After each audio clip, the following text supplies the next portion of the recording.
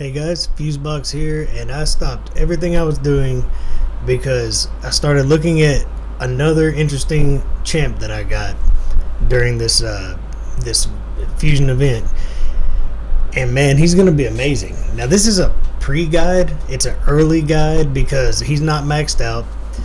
Let's jump into him. I'm so excited about this guy. I mean, almost as excited as Septimus himself. And that's saying a lot, right? So he even has some similarities, oddly enough. So on Grease Trap, he got all my luck. Obviously, he got every good pull that I got this week. Something must be in the water. But this guy right here, Nogdar the Headhunter. Man, he is going to be very special in this game. Let's jump straight into his kit and start kind of exploring the things he can do, and then we'll show him off. Even though he's not built, he has no masteries, no books. He's level 50, and I threw some gear on him to do damage. And let's start with his damage.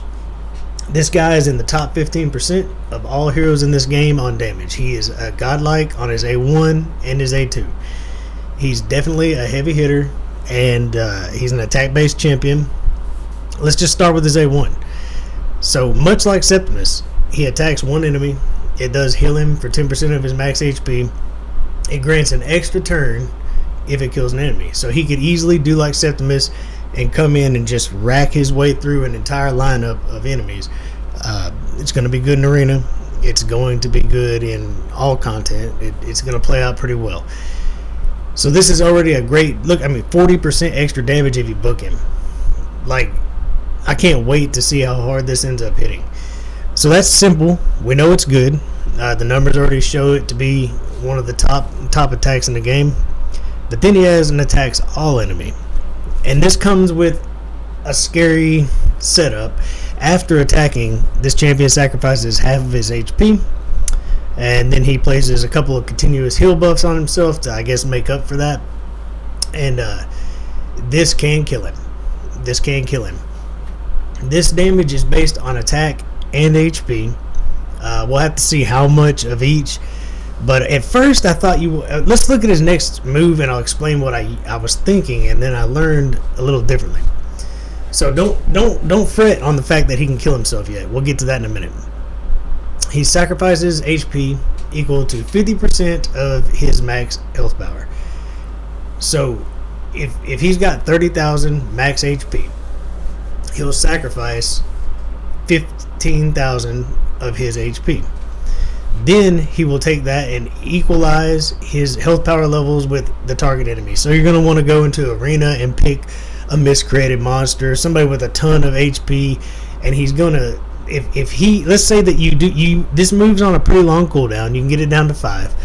But what you do is you want to use this when he is low on health power. This will not kill him, so it will take him to 1 health power. So if he's been doing his big moves, he's down to 12,000 HP. He uses this move, it takes him down to 1 because he loses 15,000 HP. We'll show this in a minute in the arena. That 1 HP will equalize with whoever, miscreated monster, and it's just going to take their health, and it'll pick the lowest of the two after they equalize. It'll just put them to the ground. It does not take accuracy. It doesn't care if there's a no damage buff. It doesn't care if there's unkillable. It's going to take that HP away and leave them just waiting to be slaughtered. It is a super cool move. You can get it down to a 5-turn cooldown. It's just something you can use along with his heavy hits to get through all these things. And then his passive is why I went ahead and put 3. I wanted to test all this out. So I went ahead and put 3 ascensions on him. It exactly what it says. Revives this champion with half his health, half his turn meter, as long as when he dies. Period. As long as the rest of your team is alive, he's going to revive. It doesn't work if you have not a full team. If you have 3 or less characters or multiple of him, it won't work. So you're always going to have a full team in Arena or when you're going through these dungeons, wherever you're using him. This means that it's a 1-turn cooldown. So he can't be killed twice in a round. And my guy's weak. He may get hit twice in the arena and not revive both times. But all you got to do is make it one round. And at first, I thought you want to build this guy with very low HP. But this does not care how much HP he has in his pool. You could have 50,000 HP on this guy. It just equalizes the level that you're at. So it's going to take 25,000 away from him. It doesn't care if you're at 75,000. It's going to put you right at 50,000. This is definitely an amazing move, and we're going to show that off. I cannot show off his amazing damage because I'm not built out, but let's jump right into. Also worth mentioning, his aura, 33% attack in all battles. So I can pair him up with my brand new Septimus, who only has 23% in all battles. They're going to make a really killer pair, like literally a killer pair. So let's see if we can make something happen in the arena. We're not going in here for a win. Let's just get that out in the open. I'm going to have to mess up my team to get this to show up. Okay. So I'm doing too much damage to show this guy off. Let's bring in... I don't want heals. I wouldn't mind shields. You know what? Let's bring in Batman. Let's go for Seeker and just keep us moving faster. This isn't about winning. Where are we? Oh, I don't have Seeker on this account. Let's see. Debuffer.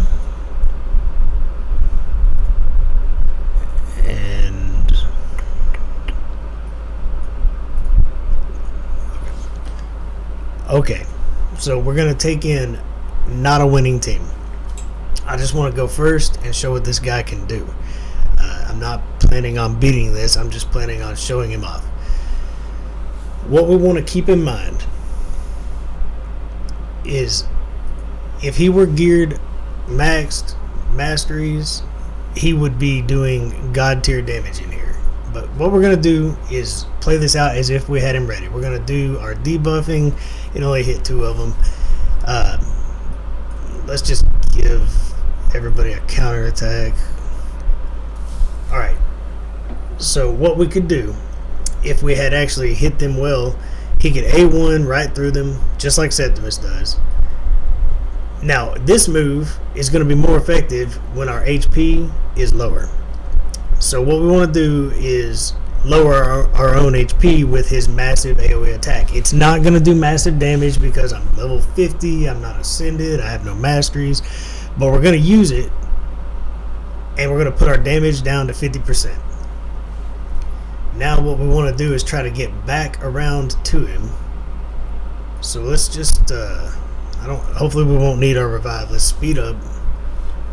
Now he can die as long as it's only once in a round. He got a little... Oh, my counterattack's up. I was wondering why he was going. He has very low HP. This is great if he can stay alive. Perfect. Alright, so... let's see. He's going to go... Let's try to take the turn meter down. Not enough, I don't think. Yeah, he's going to go first. But as long as he's the only one... This is a tough setup being...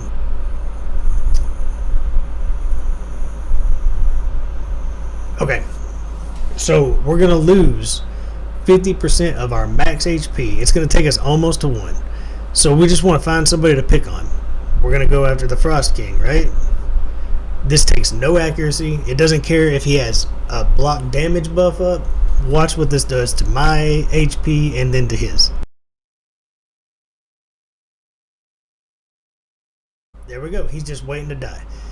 Now he killed me, but I'm right back up. This is gonna be a lot of fun to play with when he's kitted out.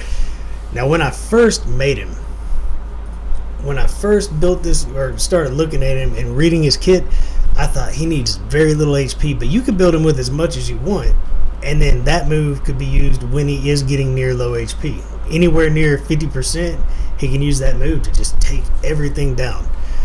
So let's see, what we're gonna do, we're gonna try to debuff again.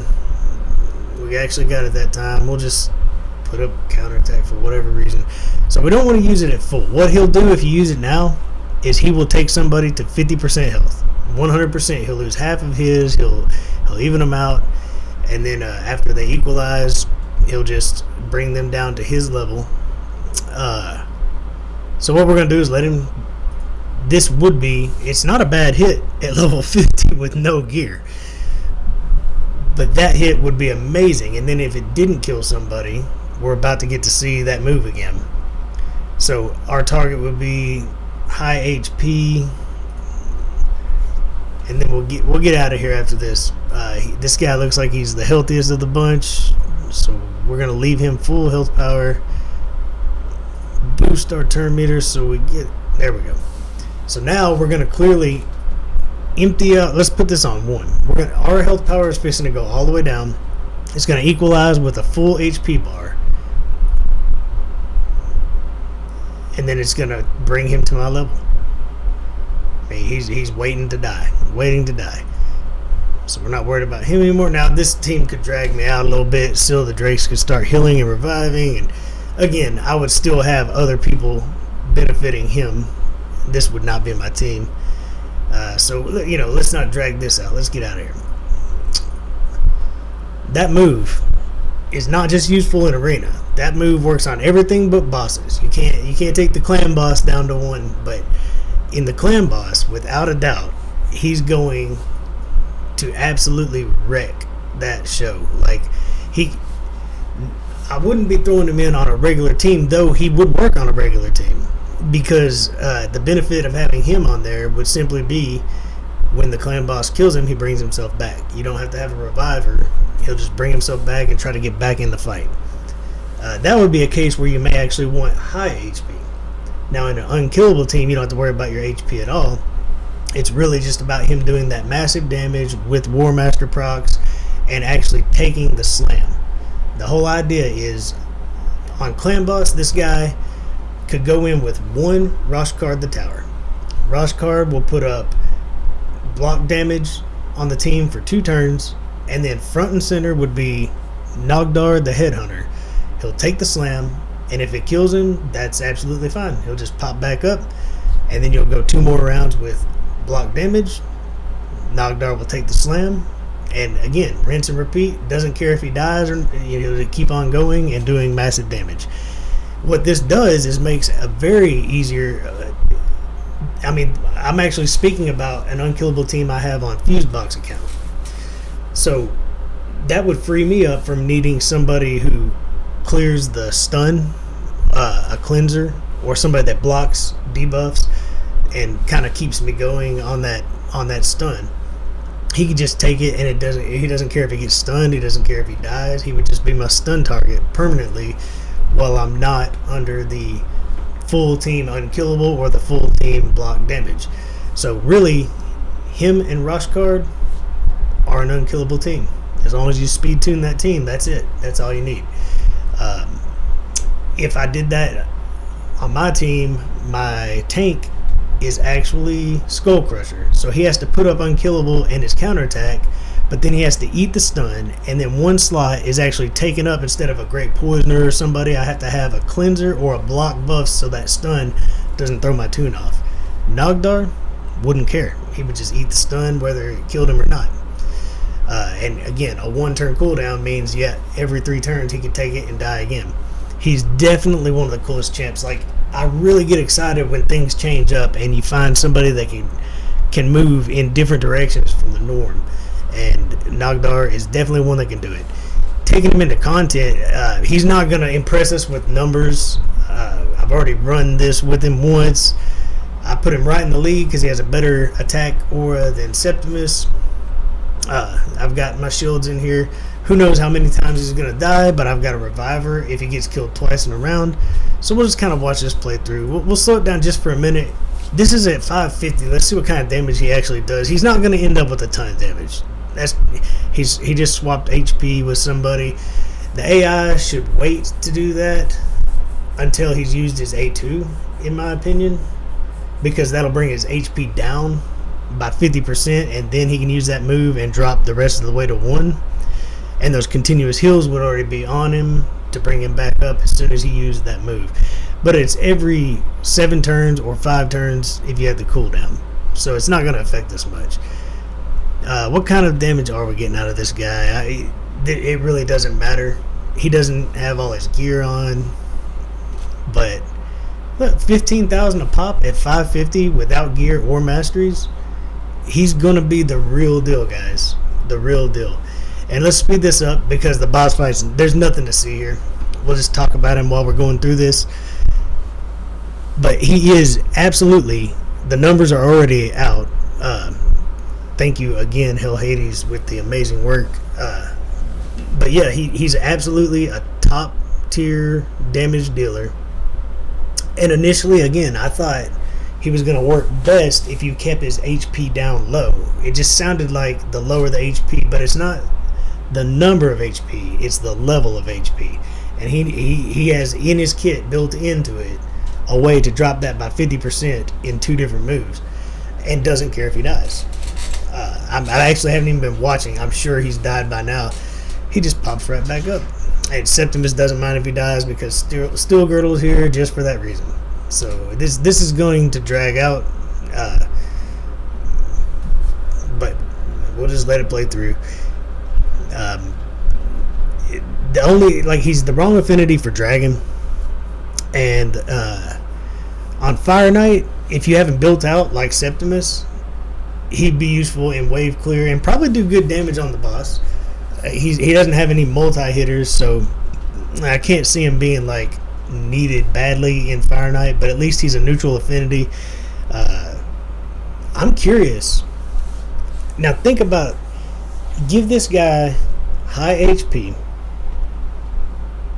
take him into spiders, bring somebody to throw out a shield.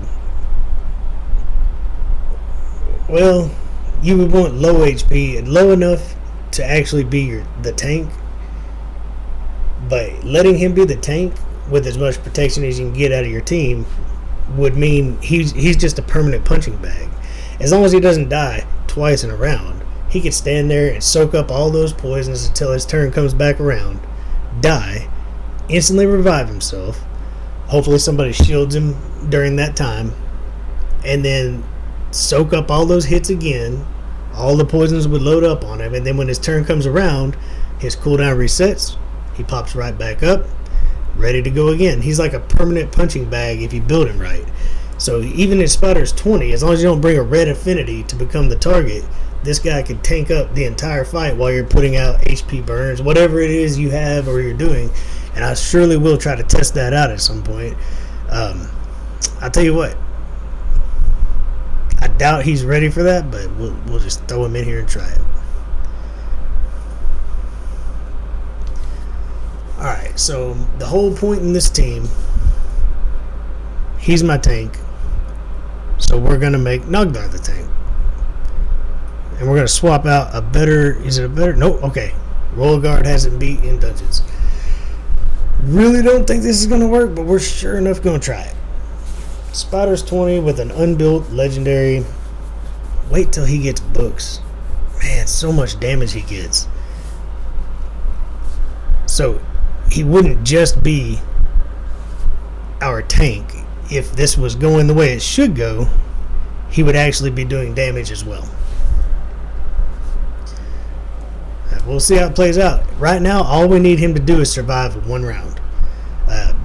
However long this fight goes on, doesn't matter. As long as he makes it back to his turn, those poisons can kill him, and he should revive himself. I don't know if Miscreated can keep that shield up long enough, but we'll find out. Those continuous heals work pretty well too. They're working behind the shield, so they're actually going to drag this out for him. This guy, wait till you see his defense and his health power, and he is actually tanking the spider on 20 right now. The only issue we have is Rosin was in that position, and he did bring, man, what a hit from Septimus. He did bring some turn meter control, so this might drag out for that reason and that reason alone. We may have to fight through the next few rounds here, but all we need is Holy Sword to come back around one more time at this point, I imagine, and we're good to go. But you can see him just taking this thing up, and he is, stick with me, and we'll show what he looks like right now. The numbers he's taking the spotter with. And again, if he were to die, I mean, let's be honest. Miscreated monster shield is keeping him alive. There's no doubt about it. But if he were to die, he would just pop right back up and keep going with this show, right? He would not let us down. I do wish that I wish that I had some Terminator here, but I'm also missing a weekend without Rosin. Sorry, this is going to take a couple minutes, but I think we're almost there. Hopefully Royal Guard's about to put in a slam. Yeah, wait till you see. This guy, even with him taking his own health power down by 50% every now and then with a move, this is insane that he's even alive. I was actually wanting to see him die. To be honest, I wanted to watch him die and then revive it right back up. Kind of test it a little further. Maybe we're finally about to finish this though. There we go. There we go. Had he died, it wouldn't have mattered one bit. Not to mention he would do real damage if he was actually kitted out, had all his masteries. Let's go look at not that it really matters, but this is where I am. Where is this guy? I'm so stoked to get him maxed out. Yeah. Right now, of course, I found some attack, but we're very low defense, stupid low health. I do have crit on him, but not much damage yet. He's missing a crit necklace. He's missing a banner, an attack banner. No accuracy. Needs none to do that move, which is super sweet to know. He'll be a little faster, hopefully, with a banner. Who knows? This is just gear I had, so I put it on him just to take him out and try him out. And everything that I hoped for is working, and he's not even done. Not even done. And those books, we're 40% on his A1 and 30% on that A2. Plus a cooldown, which would be super important getting this back, because this is going to be a huge move. And, everybody's first thoughts are, well, he's going to kill himself.